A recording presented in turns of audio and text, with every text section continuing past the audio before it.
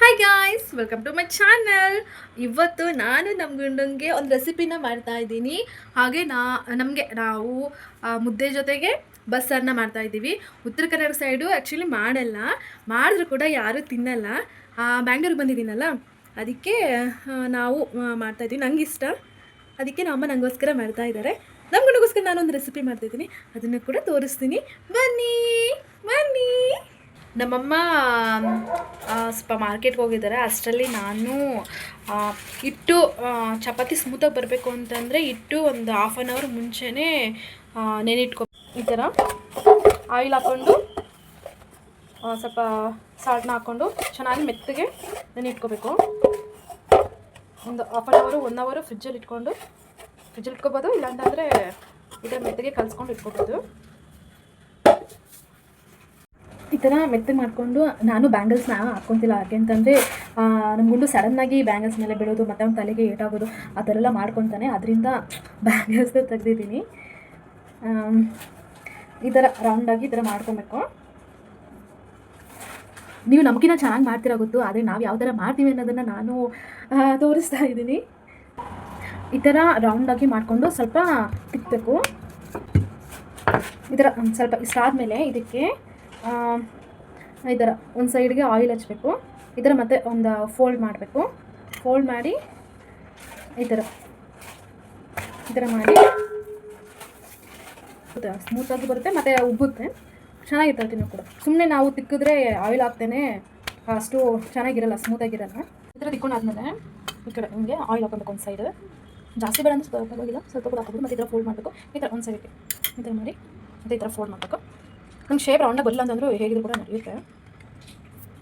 ಇನ್ನು ಚಪಾತಿ ಸ್ಮೂತಾಗಿರೋದು ಚೆನ್ನಾಗಿ. ಈ ಥರ ಸ್ವಲ್ಪ ಈ ಥರ ರೋಸ್ಟ್ ಹಾಕಬೇಕು. ರೋಸ್ಟ್ ಆದಮೇಲೆ ಈ ಥರ ಆಯಿಲ್ ಹಾಕ್ಬೇಕು. ಈ ಥರ ಆಯಿಲ್ ಹಾಕಿದ್ಮೇಲೆ ಈ ಕಡೆ ಟರ್ನ್ ಮಾಡಿ ಇನ್ನು ಸ್ವಲ್ಪ ಈ ಕಡೆ ಆಯಿಲ್ ಹಾಕ್ಕೊಬೇಕು. ಆಯಿಲ್ ಹಾಕೊಂಡ್ಮೇಲೆ ಚೆನ್ನಾಗಿ ರೋಸ್ಟ್ ಮಾಡಬೇಕು. ಯಾಕೆ ಅಂದರೆ ಒಬ್ಬರು ಏನು ಮಾಡ್ತಾರೆ, ಇದು ಚೆನ್ನಾಗಿ ಸುಡಲಿಲ್ಲ ಅಂತಂದರೆ ಸ್ಮೂತಾಗಿ ಬರ್ತವೆ ಅಂತ ಹೇಳ್ತಾರೆ. ಅದಕ್ಕೆ ಜಾಸ್ತಿ ಸುಡೋಕ್ಕೆ ಹೋಗಲ್ಲ, ಹಾಗಾಗೇ ಇರುತ್ತೆ. ಹಾಗಾಗಿ ಇದ್ದರೆ ಇಟ್ಟಿರುತ್ತೆ, ಚೆನ್ನಾಗಿ ಸುಡಲಿಲ್ಲ ಅಂದರೆ ಇಟ್ಟಿರುತ್ತೆ, ಅಷ್ಟು ಚೆನ್ನಾಗಿರಲ್ಲ. ಹೊಟ್ಟೆ ನೋವು ಅದರೆಲ್ಲ ಬರುತ್ತೆ. ಅದಕ್ಕೆ ಚೆನ್ನಾಗಿ ರೋಸ್ಟ್ ಮಾಡಬೇಕು. ಸೈಡ್ಗೆ ಅದೆಲ್ಲ ರೋಸ್ಟ್ ಮಾಡಿ ಮಾಡಬೇಕು.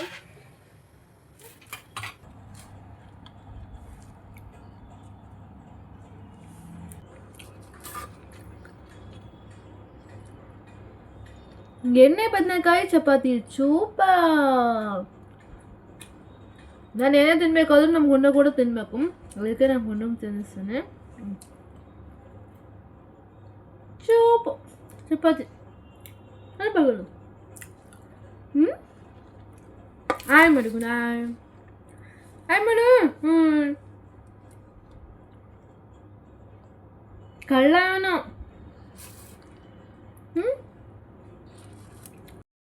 ಚಮ್ಮಕ್ಕನ ಮಗ ಹೆಂಗಿದಪ್ಪ? ಐ ನಿನ್ ಮಗು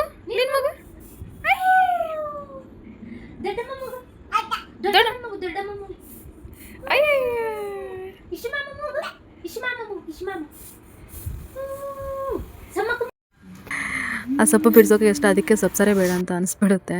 ಅದು ಸೋಸೋಕ್ಕೆ ಒಂದು ಸೊಪ್ಪನ್ನ ಬಿಡಿಸೋಕೆ ಒಂದು ಹಾಫ್ ಆನ್ ಅವರ್ ಆದರೂ ಬೇಕು. ಒಬ್ಬರಿದ್ರೆ 1 ಅವರ್ ಆಗುತ್ತೆ. ಅದರಲ್ಲೂ ನಮ್ಮ ಗುಂಡ ಇದ್ರಂತೂ ಕೆಲಸನೇ ಆಗೋಲ್ಲ. ಅವ್ನು ಮಲ್ಕೊಂಡಾಗ ಮಾತ್ರ ನಾನು ಕೆಲಸ ಮಾಡ್ತೀನಿ. ಅವನಿದ್ರೆ ಅವನ ಜೊತೆ ಆಟ ಆಡೋದೇ ಆಗುತ್ತೆ. ಸದ್ಯ ಈಗ ಮಲ್ಕೊಂಡಿದ್ದಾನೆ, ಅದಕ್ಕೆ ನೆಮ್ಮದಿಯಿಂದ ಸೊಪ್ಪನ್ನ ಬಿಡಿಸ್ತಾ ಇದ್ದೀನಿ. ಆಫೀಸ್ ಕೆಲಸ ಮಾಡಿಕೊಂಡು ಮತ್ತೆ ಮನೇಲಿ ಬಂದು ಈ ಥರ ಕೆಲಸ ಮಾಡಬೇಕಂತ ಆಗೋದೇ ಇಲ್ಲ. ಮನೆಯಲ್ಲಿ ಫ್ರೀಯಾಗಿ ಇದ್ದರೆ ಮಾತ್ರ ಈ ಸೊಪ್ಪು ಸಾರು, ಬಸ್ಸಾರು ಎಲ್ಲ ಸಾರು ಮಾಡೋಕ್ಕಾಗೋದು. ಆಫೀಸ್ಗೆ ಹೋಗಿ ಬಂದು ಮಾಡ್ಬೇಕಂದ್ರೆ ತುಂಬ ಟಯರ್ಡ್ ಅನಿಸುತ್ತೆ. ಸೊಪ್ಪು ಸಾರು ಮಾಡ್ತಾಯಿದ್ದೀವಿ ಅಂತ ಅಂದರೆ ಸ್ವಲ್ಪ ಬೇಳೆನ ಈ ಥರ ಕುದಿಸ್ಕೊಬೇಕು.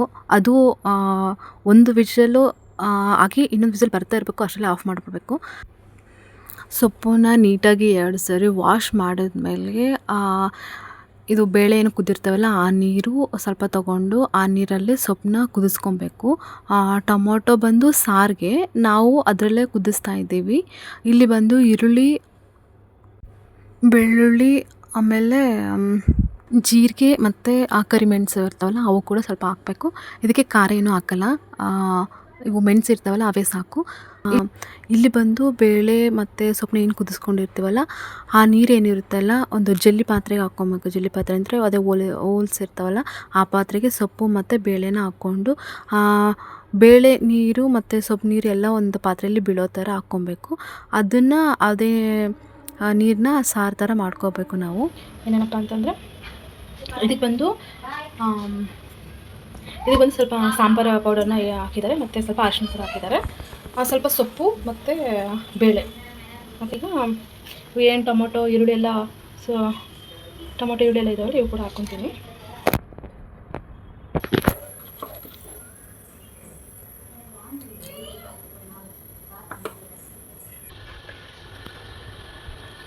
ಮಿಕ್ಸಿಗೆ ಹಾಕಬೇಕಾದ್ರೇ ಎಲ್ಲ ಕೂಡ ಅದ್ರ ಜೊತೆಗೆ ಹುಣಸೆಹಣ್ಣು ನೀರು ಕೂಡ ಹಾಕಬೇಕು. ಅದು ಹುಣಸೆಹಣ್ಣು ನೀರು ಹಾಕಿ ಮಿಕ್ಸಿ ಹಾಕಬೇಕು ಮೆತ್ತಗಾಗೋವರೆಗೂ. ಬೇಳೆ ನೀರು ಸೊಪ್ಪು ನೀರು ಏನಿರ್ತಾವಲ್ಲ ನಾವು ಮಿಕ್ಸಿಗೆ ಏನು ಹಾಕ್ಕೊಂಡಿರ್ತೀವಲ್ಲ ಅದನ್ನು ಅದರಲ್ಲಿ ಮಿಕ್ಸ್ ಮಾಡಿ ಸ್ವಲ್ಪ 10 ಮಿನಿಟ್ಸ್ವರೆಗೂ ಚೆನ್ನಾಗಿ ಕುದಿಸ್ಕೋಬೇಕು. ಕುದಿಸ್ಕೊಂಡಾದ್ಮೇಲೆ ಅದಕ್ಕೆ ಒಗ್ಗರಣೆ ಕೊಡಬೇಕು. ಒಗ್ಗರಣೆ ಕೊಟ್ಟರೆ ಮುಗೀತು ಸಾರು.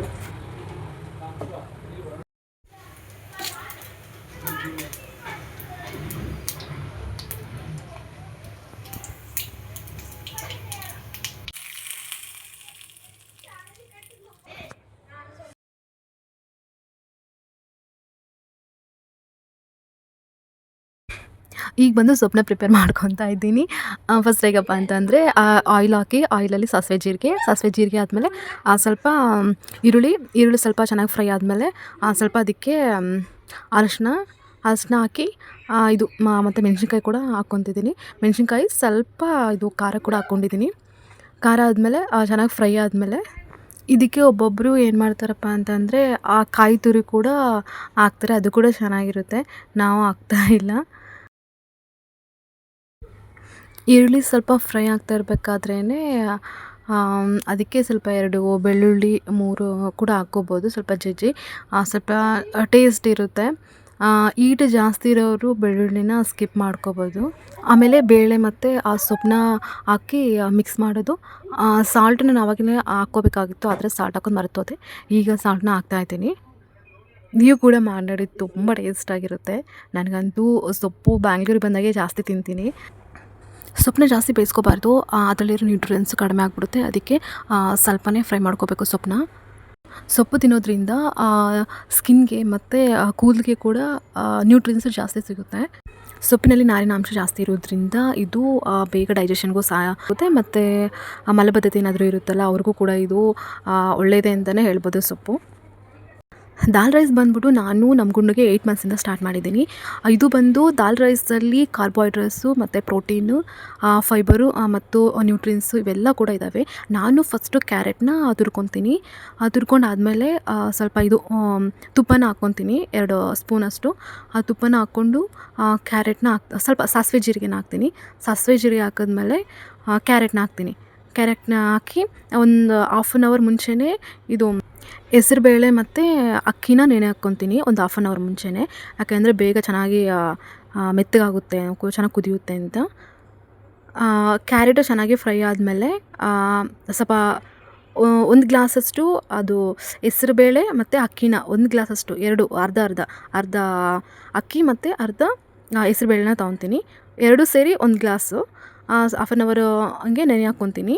ನೆನೆ ಹಾಕ್ಕೊಂಡು ಅದಕ್ಕೆ 1 ಗ್ಲಾಸು ಆದರೆ ನಾನು 4 ಗ್ಲಾಸ್ ಹಾಕ್ಕೊತೀನಿ ವಾಟರ್. 4 ಗ್ಲಾಸ್ ವಾಟರ್ ಹಾಕ್ಕೊಂಡು ಅವು ಏನು ನೆನೆ ಹಾಕ್ಕೊಂಡಿರ್ತೀನಲ್ಲ ಸ್ವಲ್ಪ ನೀರು ಕುದ್ದಾದ್ಮೇಲೆ ಅಕ್ಕಿನ ಹಾಕ್ತೀನಿ. ಸ್ವಲ್ಪ ಒಂಚೂರು ಖಾರ ಹಾಕ್ತೀನಿ. ಕ್ಯಾರೆಟ್ ಏನು ಫ್ರೈ ಮಾಡ್ತಾ ಇರ್ತೀನಲ್ಲ ಆ ಟೈಮಲ್ಲಿ ಸ್ವಲ್ಪ ಖಾರ ಉಪ್ಪು ಒಂಚೂರು ಹಾಕ್ತೀನಿ.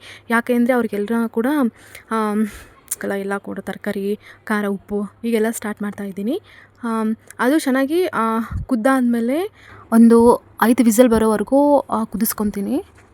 ಇದು ಬೇಳೆ ಮ್ಯಾಶ್ ಮಾಡೋದೇನಿರುತ್ತಲ್ಲ ಅದನ್ನು ತೊಗೊಂಡು ಚೆನ್ನಾಗಿ ಕುದ್ದರೂ ಕೂಡ ಒಂದ್ಸಲ ಮ್ಯಾಶ್ ಮಾಡ್ಕೊತೀನಿ. ಯಾಕೆ ಅಂದರೆ ಅವ್ನಿಗಿನ್ನೂ ಹಲ್ಲು ಬಂದಿಲ್ಲ, ಚೆನ್ನಾಗಿ ನುಂಗೋಕ್ಕೂ ಆಗುತ್ತೆ ಅಂತ ಈ ಥರ ಮಾಡ್ಕೊತೀನಿ. ತುಂಬ ಅಂದರೆ ಮೆತ್ತಗೆ ನುಂಗೋಕ್ಕೆ ಬರಬೇಕು ಅವನಿಗೆ, ಆ ಥರ ಮಾಡ್ಕೊತೀನಿ.